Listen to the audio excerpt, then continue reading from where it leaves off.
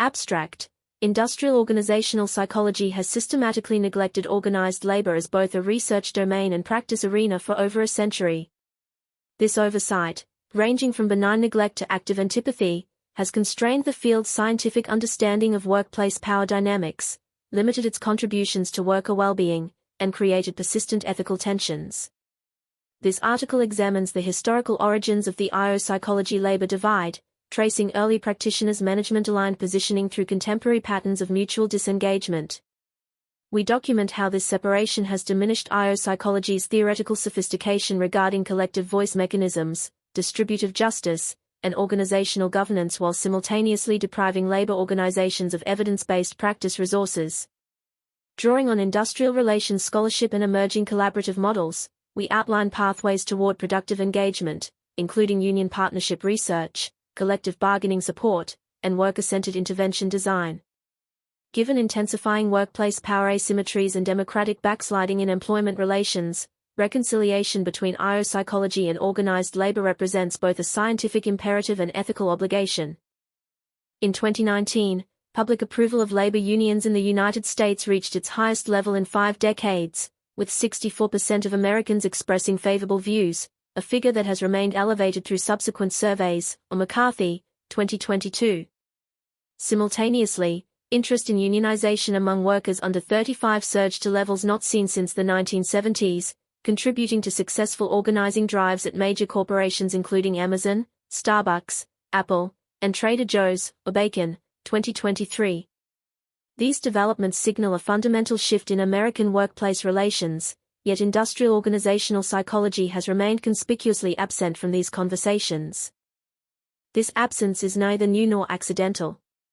For most of its existence, psychology has maintained what scholars have characterized as a management perspective that positions unions as obstacles to effectiveness rather than legitimate stakeholder institutions, Barling et al. 1992.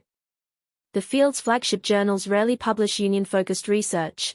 Graduate training programs typically exclude labor relations content, and practitioners overwhelmingly serve management interests in contexts where union considerations appear primarily as risks to mitigate rather than partnerships to cultivate, Lefkowitz, 2008. The practical and ethical stakes of this separation have grown acute. As income inequality reaches levels last seen during the Gilded Age and worker voice mechanisms atrophy across industries, psychology's silence on collective representation leaves the profession's commitments to employee well-being sounding hollow, Schwochow and Delaney, 2019. The field claims expertise in organizational justice, employee engagement, and workplace democracy, yet largely ignores the institutional structures through which workers have historically exercised voice and secured protections. This article makes that history explicit, examines its consequences, and charts pathways forward. We begin by mapping the psychology labor landscape, then analyze organizational and individual impacts of continued separation, present evidence-based approaches to productive engagement, and conclude with frameworks for building long-term collaborative capacity. Our goal is not to prescribe predetermined political positions but to challenge a profession that claims scientific objectivity to examine how its institutional blind spots have constrained both knowledge and impact. The psychology labor landscape. Defining the schism in historical context. The relationship between psychology and organized labor is best characterized as mutual estrangement with asymmetric origins. While labor organizations have occasionally expressed skepticism toward psychologists, viewing them as management consultants bearing scientific veneer, the primary driver of separation has been psychology's deliberate positioning within management structures, Hushcho et al. 1984. This positioning emerged during the field's formative period.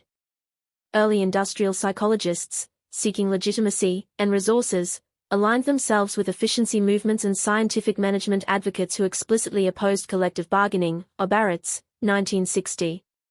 Hugo Münsterberg, often cited as a founding figure, consulted for companies implementing anti-union strategies. During the 1920s and 1930s, prominent psychologists provided testimony and expertise to undermine union organizing, framing collective action as economically irrational and psychologically primitive, Katzel and Austin, 1992. The post-World War II period solidified this orientation. As psychology professionalized and expanded into business schools, its theoretical models increasingly reflected unitarist assumptions, the notion that organizations function best when management and employees share unified interests, or Kaufman, 2008. Unions appeared in this framework primarily as third-party impediments or symptoms of management failure rather than as legitimate governance institutions addressing inherent employment relationship power asymmetries. Contemporary manifestations are subtler but pervasive. A content analysis of articles published in Journal of Applied Psychology, Personnel Psychology, and Organizational Behavior and Human Decision Processes between 2000 and 2020 found that fewer than 2% addressed unions or collective bargaining as primary topics, or Goddard, 2014, updated analysis by authors. When unions appear, they typically function as control variables or contextual moderators rather than phenomena of central theoretical interest. Graduate training reflects similar patterns. Surveys of IO psychology doctoral programs reveal that fewer than 15% include dedicated labor relations coursework, and most practitioners report receiving no formal preparation for union contexts, or Lohman, 2006. Prevalence, drivers, and contemporary distribution. Several reinforcing mechanisms sustain the IO psychology labor divide. Funding and client structures. IO psychology research and practice depend overwhelmingly on management-funded resources. Corporations fund academic research, hire practitioners, and provide data access, creating structural incentives to frame problems through management lenses, or Greenberg, 2010. Labor organizations, operating with substantially smaller budgets and lacking dedicated research infrastructure, rarely commission psychological research or retain IO practitioners. Epistemological orientations. Mainstream IO psychology emphasizes individual and small group levels of analysis, treating organizational structures as fixed contexts rather than contestable political arrangements, or Goddard, 2014. This microfocus obscures the collective dynamics, power relations, and institutional conflicts central to labor relations. Conversely, industrial relations scholarship, which centers these dynamics, has developed largely separate from psychological frameworks, creating disciplinary silos. Professional socialization and identity. IO psychologists develop professional identities as scientist practitioners serving organizational effectiveness, typically operationalized through management-defined metrics like productivity, retention, and Profitability, or Society for Industrial and Organizational Psychology, 2018.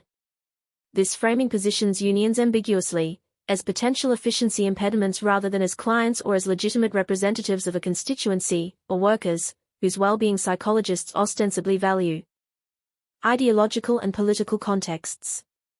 The broader decline in union density, from 35% of American workers in the mid-1950s to approximately 10% today, has made labor relations seem less practically relevant to many IO psychologists, U.S. Bureau of Labor Statistics, 2023. Simultaneously, several decades of neoliberal economic policy have normalized management prerogatives and market logics that treat collective bargaining as economically distortionary, Obad and Bavy, 2008. These patterns vary internationally. European IO psychology, operating in contexts with stronger social partnership traditions and higher union density, shows modestly greater engagement with labor issues, though still limited relative to the prevalence of collective institutions, or De Vitter et al. 2007. Scandinavian researchers, for instance, have examined union impact on workplace learning and employee development, producing insights rarely replicated in North American literature, or Sverke and Goslinger, 2003. Organizational and individual consequences of the IO psychology labor divide. Organizational performance impacts. The separation between IO psychology and labor relations has constrained scientific understanding and practical effectiveness in several domains. Incomplete models of workplace voice. Contemporary IO psychology emphasizes individual voice mechanisms, suggestion systems, engagement surveys, open-door policies, while largely ignoring collective voice through union representation, Obad et al. 2010. Yet substantial evidence indicates these mechanisms function differently and address distinct needs. Research by Freeman and Medoff, 1984, though dated, established that unions provide monopoly face, wage bargaining power, and collective voice face, grievance procedures, due process protections. More recent scholarship confirms that individual voice mechanisms, while valuable for incremental improvements, rarely enable workers to challenge fundamental power asymmetries or raise high-stakes concerns without retaliation risk, Wilkinson et al. 2020. By ignoring collective voice, IO psychology produces intervention strategies that may inadvertently undermine worker power. Employee involvement programs, for instance, can enhance participation within management-defined boundaries while forestalling more substantive democratization, Goddard, 2004. Without theoretical frameworks that distinguish voice amplitude, how loudly workers can speak, content, or what they can speak about, and consequence, or whether speaking produces change, IO psychology offers incomplete guidance for organizations genuinely committed to workplace democracy. Myopic treatment of conflict. Mainstream IO psychology typically frames workplace conflict as dysfunctional, something to minimize through selection, training, or culture management, Drew and Gelfand, 2008. This perspective obscures that some conflicts reflect legitimate interest divergences, management prioritizing cost reduction versus workers prioritizing job security, shareholders seeking flexibility versus employees requiring schedule predictability. Labor relations scholarship recognizes these tensions as inherent to employment relationships, with collective bargaining providing institutionalized conflict resolution, Obard and Colvin, 2014. The consequences extend beyond theory. Organizations that suppress legitimate conflict, treating unionization threats as culture failures rather than as signals of unaddressed grievances, often intensify underlying problems. IO psychology's silence on constructive conflict institutionalization leaves practitioners ill-equipped to advise leadership on managing these dynamics productively. Limited understanding of power and justice. Though IO psychology extensively researches organizational justice, it rarely examines power as a fundamental shaping force, Cropenzano and Stein, 2009. Procedural justice interventions, for instance, typically focus on manager training or policy design, assuming management willingness to implement fair procedures. But when power asymmetries are severe, workers fear retaliation, lack alternative employment, or face surveillance, perceived justice may depend more on collective countervailing power than on management intentions, Bamberger et al. 2014. Quantified impacts are difficult to isolate but telling. A meta-analysis by Ducouliagos and Laroche, 2003, examining union effects on productivity found small positive average effects in environments with cooperative labor relations but negative effects in adversarial contexts, suggesting that relationship quality, a domain where IO psychology could contribute, moderates union performance impact. Yet IO psychology has contributed minimally to understanding how to build high-quality labor management partnerships, ceding this terrain to industrial relations specialists. Individual well-being and worker impacts. For individual workers, IO psychology's neglect of labor institutions has meant limited access to evidence-based resources precisely where power asymmetries are most consequential. Job insecurity and precarity. Research consistently links union membership to reduced job insecurity perceptions and greater employment stability, Cheng and Chan, 2008. Unions buffer against arbitrary termination, provide due process mechanisms, and create collective protections that individual performance cannot guarantee. Yet IO psychology's job insecurity interventions focus almost exclusively on individual resilience, cognitive reframing, or management communication, strategies that place adjustment burden on workers while leaving structural precarity unaddressed, Schoss, 2017. During the COVID-19 pandemic, this gap became acute. Unionized workers in healthcare, education, and logistics secured superior personal protective equipment, hazard pay, and safety protocols through collective bargaining, Hertel-Fernandez et al. 2022. IO psychologists, meanwhile, published extensively on remote work adjustment and stress management but rarely engaged with how collective action shaped pandemic working conditions, a striking omission given the profession's stated commitment to worker well-being. Wage stagnation and inequality. Union membership is associated with wage premiums averaging 10 to 15% even after controlling for worker characteristics, with larger effects for women and workers of color, Bivens et al. 2017. Unions also compress wage inequality, reduce gender and racial pay gaps, and increase benefits access. These are precisely the economic security factors that IO psychology links to job satisfaction, organizational commitment, and mental health outcomes, Judge et al. 2010.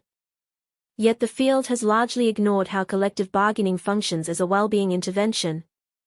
Compensation research in IO psychology focuses on pay-for-performance systems, incentive design, and equity theory applications, all individual or small group frameworks that assume management determines pay structures. The possibility that workers might collectively negotiate compensation receives minimal attention. Occupational health and safety. Unionized workplaces show substantially lower injury rates and greater regulatory compliance, partly because union safety representatives provide worker voice independent of management pressure to prioritize production over precaution. Ovile, 1991. IO psychology's safety research, while voluminous, rarely examines union safety representatives' role or how collective bargaining shapes safety climate, another instance where ignoring institutional context limits understanding. Beyond direct impacts, the IO psychology labor divide has reinforced a troubling pattern. The profession claims to serve employee interests while overwhelmingly partnering with the institutional actors, or management, whose interests sometimes conflict with workers. This raises fundamental questions about whose well-being IO psychology actually prioritizes when stakeholder interests diverge. Evidence-based organizational responses. Bridging the IO psychology labor divide requires moving beyond critique toward constructive engagement models. The following approaches draw on emerging best practices, interdisciplinary collaboration, and organizational examples demonstrating feasibility. Partnership research and co-production models. Rather than studying unions as external subjects, IO psychologists can collaborate with labor organizations as research partners, co-defining questions, and co-interpreting findings. Evidence foundation. Participatory action research in organizational settings demonstrates that stakeholder involvement improves intervention relevance, implementation fidelity, and sustained adoption. Shani and Parmore, 2013. When workers and unions participate in research design, studies address questions that matter to those experiencing workplace conditions rather than only to management or academic theoretical debates. Community-based participatory research in public health provides relevant models. Researchers partner with community organizations to ensure research benefits flow to participating populations. Israel et al. 2005. Effective approaches include joint research committees, establish steering groups with labor and management representatives who collaboratively define research priorities, provide context interpretation, and guide dissemination. This ensures findings address practical concerns while maintaining scientific rigor. Worker-centered measurement development. Develop and validate scales, surveys, and assessment tools in consultation with workers and union representatives to capture constructs that matter to employees, not only those salient to management. Transparent data sharing. Provide research results to all stakeholders simultaneously, including workers and unions, rather than treating management as the sole client with proprietary access to findings. Capacity building. Train union representatives in research literacy and data interpretation, enabling them to engage findings critically and apply evidence to organizing and bargaining. Kaiser Permanente, the integrated healthcare system, established a labor management partnership in 1997 involving the coalition of Kaiser Permanente unions, representing approximately 85,000 workers. The partnership created joint research structures examining staffing models, workflow optimization, and employee well-being, with IO psychologists and industrial relations researchers collaborating as neutral facilitators. Cochran et al. 2009. Studies co-designed by labor and management representatives produced interventions that improved patient care quality while enhancing employee working conditions, outcomes unlikely if research served only management interests.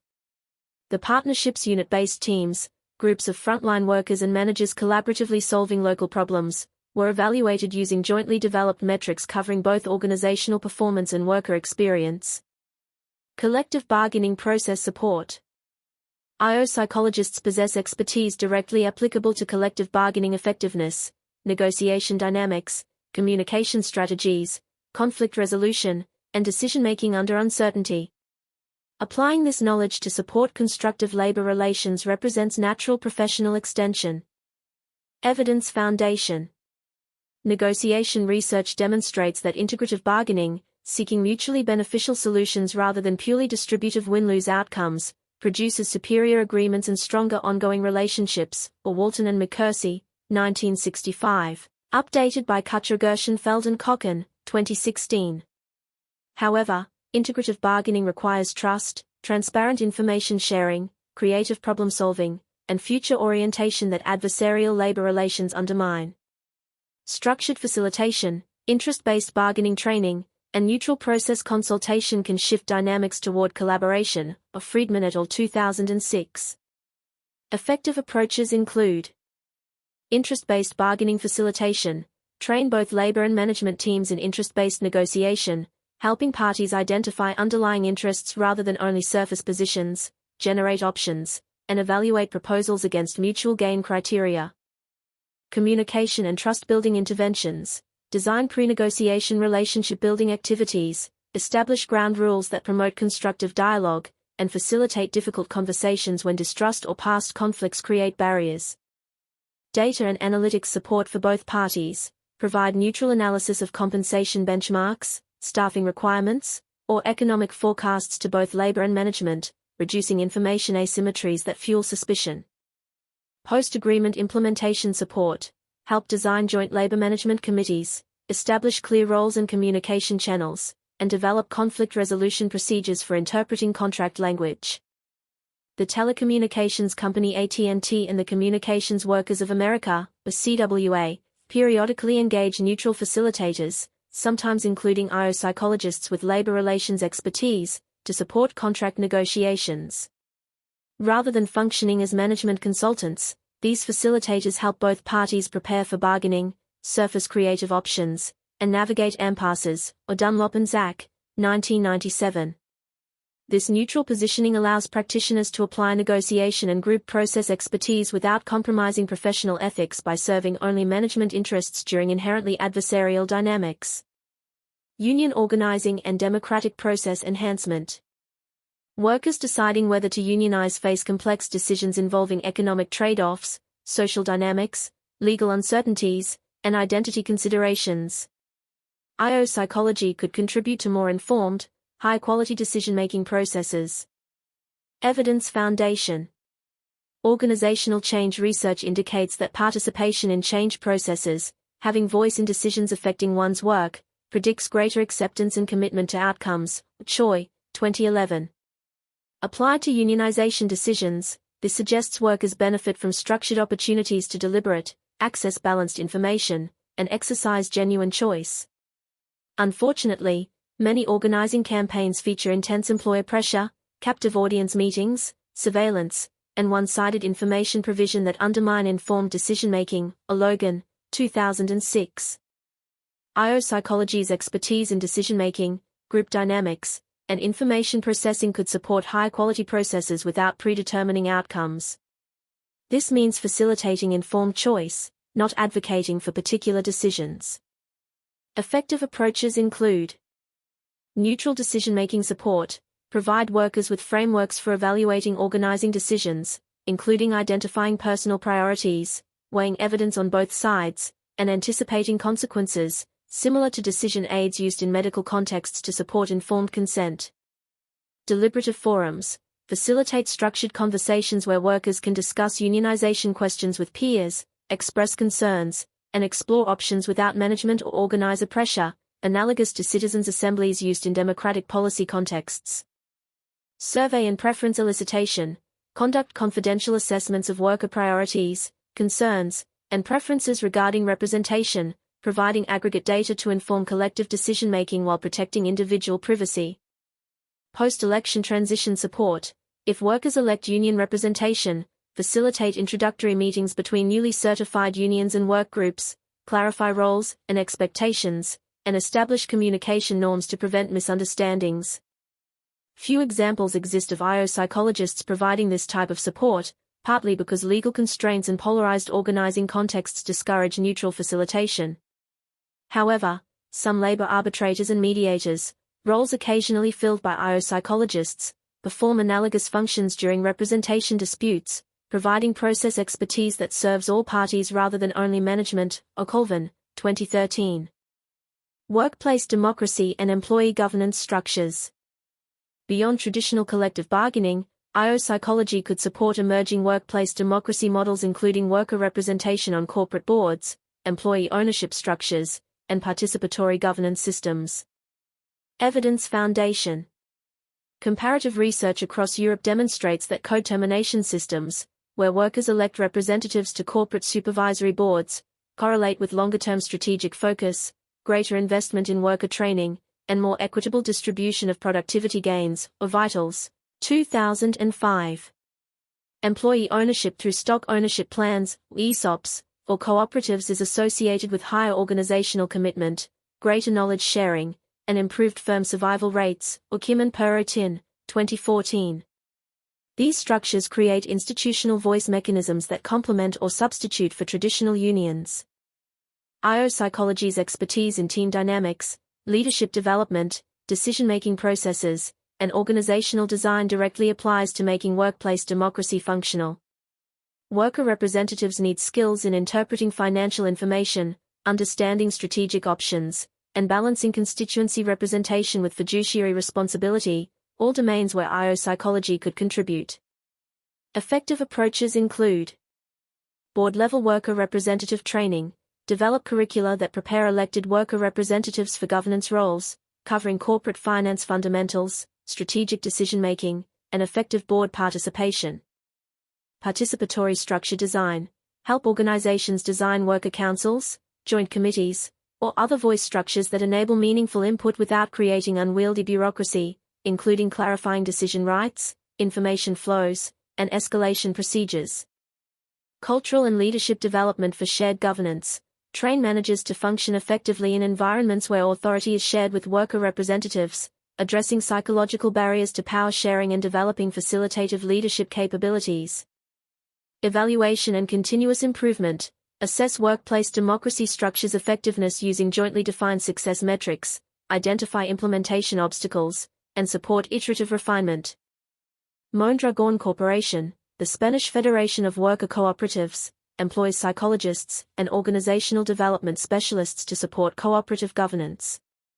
These professionals help newly elected worker-owner councils develop effective decision-making processes, facilitate conflicts between cooperative principles and market pressures, and design training for members assuming governance responsibilities, Cheney et al. 2014.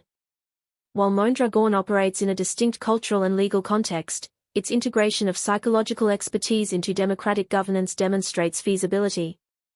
Similarly, the John Lewis Partnership in the United Kingdom, a major retailer with substantial employee ownership, employs organizational development professionals who support elected worker councils and help balance democratic participation with operational efficiency.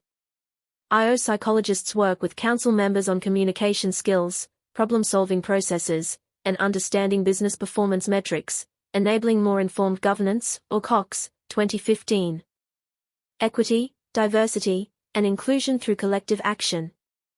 IO psychology has increasingly prioritized diversity, equity, and inclusion, or DEI, yet rarely examines how collective bargaining advances these goals, particularly for historically marginalized workers. Evidence foundation. Research consistently demonstrates that union membership reduces racial and gender wage gaps and provides stronger protections against discrimination for workers from marginalized groups, Rosenfeld and Kleekamp, 2012. Unions have historically driven workplace equity policies including anti-discrimination contract language, diverse hiring commitments, and harassment grievance procedures. More recently, unions have championed criminal justice reform in hiring, inclusive benefits for LGBTQ+ workers, and accommodations for workers with disabilities. Effective approaches include coalition research on intersectional equity, partner with unions representing diverse memberships to study how collective bargaining affects equity outcomes across race, gender, disability, and other dimensions, producing evidence to inform both union strategy and management practice. Bias and discrimination intervention evaluation, assess whether individual-level diversity training or management-led inclusion initiatives produce comparable equity outcomes to collectively bargain protections and enforcement mechanisms. Organizing support for marginalized workers, recognize that workers facing discrimination often benefit most from collective representation and apply IO psychology expertise to support organizing campaigns in industries employing large numbers of women, people of color, and immigrant workers. Union democracy and internal representation, help unions themselves build inclusive governance structures that ensure diverse member voices shape bargaining priorities and organizational direction. Service Employees International Union, or SEIU, representing healthcare workers, janitors, and public employees, workforces disproportionately comprising women and workers of color, has partnered with researchers to document how collective bargaining addresses racial wage gaps and workplace discrimination. One multi-year study examined how SEIU contracts in healthcare included stronger anti-discrimination language, more robust harassment reporting procedures, and greater wage compression across racial groups compared to non-union facilities, contributing evidence that workplace equity interventions function differently when workers possess collective power versus when they depend on management discretion. Schmidt and Jones, 2013. Building long-term collaborative capacity. Isolated projects or individual partnerships, while valuable, will not fundamentally reshape the psychology-labor relationship. Sustained transformation requires institutional changes addressing professional training, research infrastructure, ethical frameworks, and cross-disciplinary collaboration. Professional education and training reform. Most psychologists receive no formal exposure to labor relations, collective bargaining, or union contexts, leaving practitioners unprepared for the roughly 1 in 10 American workers who are union members, and the far larger number interested in representation. Essential reforms include graduate curriculum integration. Doctoral and master's programs should incorporate labor relations content covering historical context, legal frameworks, collective bargaining dynamics, and union structures. This need not require entire courses. Integration into existing coursework on organizational justice, employee voice, diversity, and employment law provides natural fit. Case discussions should routinely include unionized contexts, and research methods training should address access and ethical considerations when workers are collectively represented. Lohman, 2006. Fieldwork and internship diversification. Programs should actively create practicum placements with labor organizations, worker centers, neutral arbitration and mediation services, and labor management partnership programs. Student exposure to non-management perspectives during training can reshape assumptions about whose interests psychology serves. Continuing education offerings. Professional conferences and workshops should regularly feature labor relations content, collaborative case examples, and practical guidance for practitioners who encounter union contexts. The Society for Industrial and Organizational Psychology, or SIOP, could establish a labor relations practice area, create resource repositories, and sponsor symposia bringing together psychologists, industrial relations scholars, and labor practitioners. Interdisciplinary engagement. Psychology programs should build relationships with industrial relations, labor studies, and labor law faculties, creating opportunities for team teaching, joint research projects, and student cross-registration. Many universities house both psychology and industrial relations programs with minimal interaction, and institutional inefficiency with intellectual consequences. Research infrastructure and funding models. Management funding dominates psychology research, creating dependency that shapes question selection and theoretical framing. Diversifying research support would enable broader inquiry. Promising models include public interest research centers. Universities could establish centers focused on worker well-being and workplace democracy, funded through foundations, government grants, and diverse organizational partnerships, producing research not beholden to any single stakeholder perspective. The Center for Workplace Studies at Cornell University and the Uckler Institute for Research on Labor and Employment provide partial models, though both could expand psychological research components. Cochran, 2016. Data infrastructure for union research. Labor organizations rarely possess data systems or analytical capacity comparable to large corporations, creating research barriers.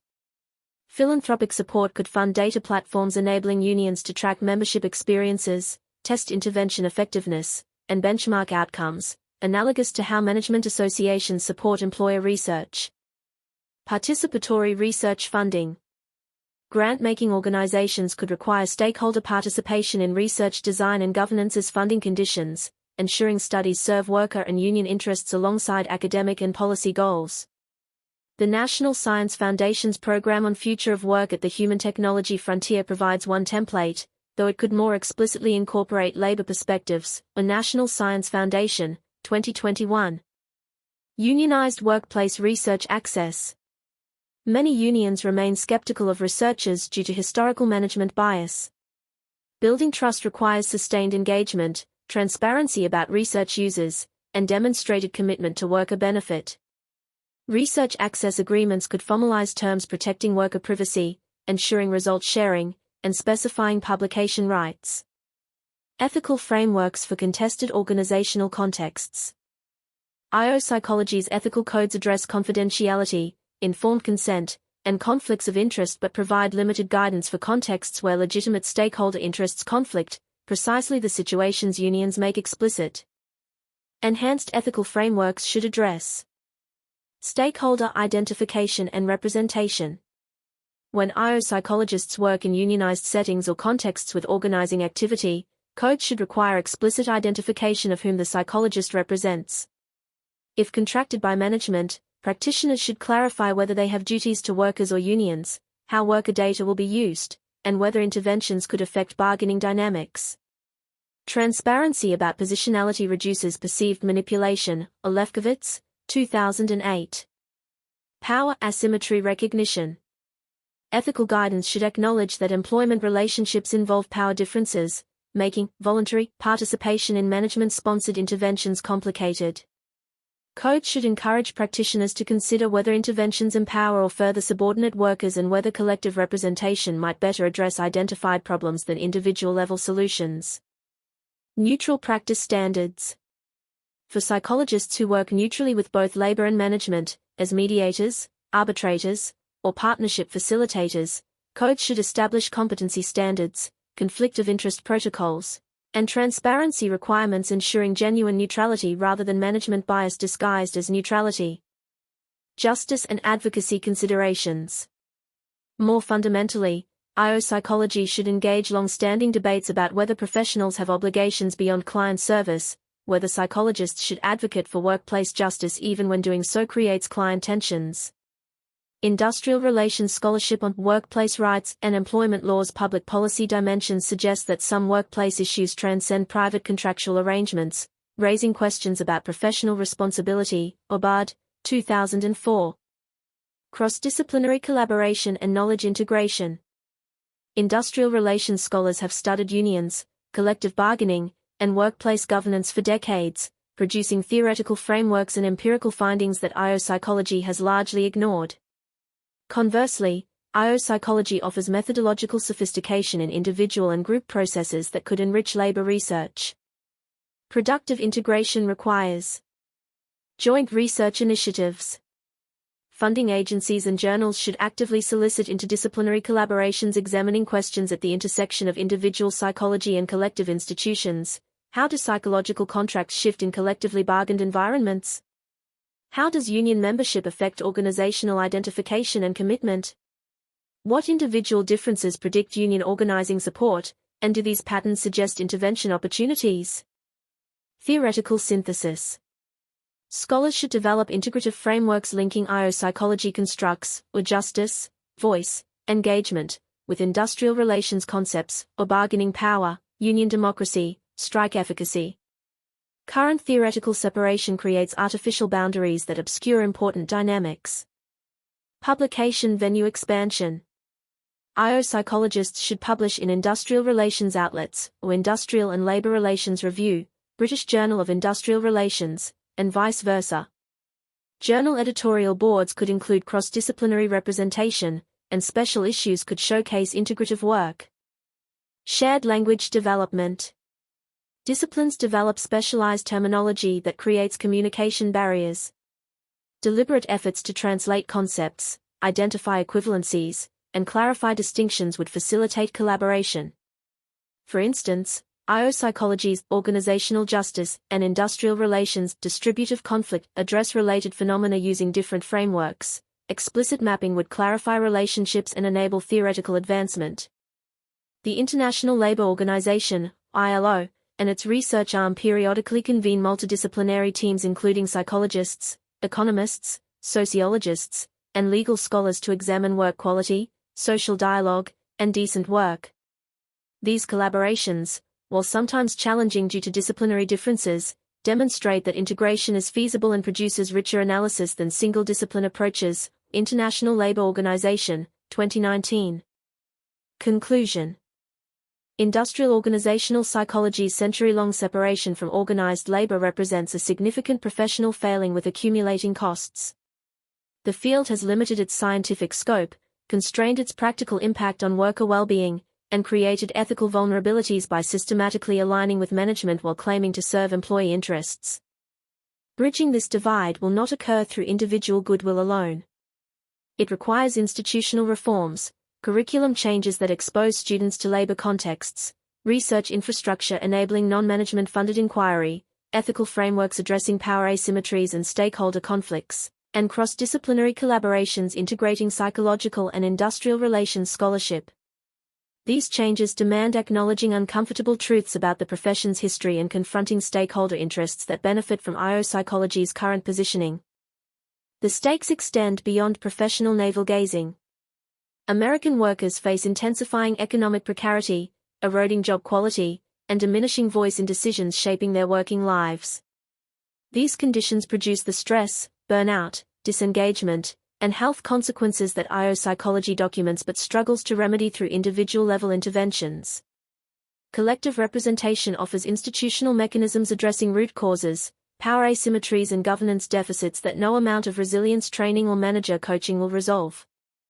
For IO psychology to credibly claim commitment to employee well-being and organizational effectiveness, it must engage the institutional structures through which workers have historically secured both. This means treating unions not as pathologies to explain or obstacles to manage but as legitimate stakeholder institutions deserving research attention, practice support, and collaborative partnership. The alternative is a profession that studies workplace democracy while ignoring its most developed forms, researches employee voice while excluding its collective expressions, and champions worker well-being while serving primarily those with power to hire psychologists. The path forward requires humility about past failures, openness to uncomfortable questions about whose interests the profession serves, and commitment to building relationships across long-standing divides. The rising generation of workers seeking collective representation offers an invitation, one that IO psychology can no longer afford to ignore.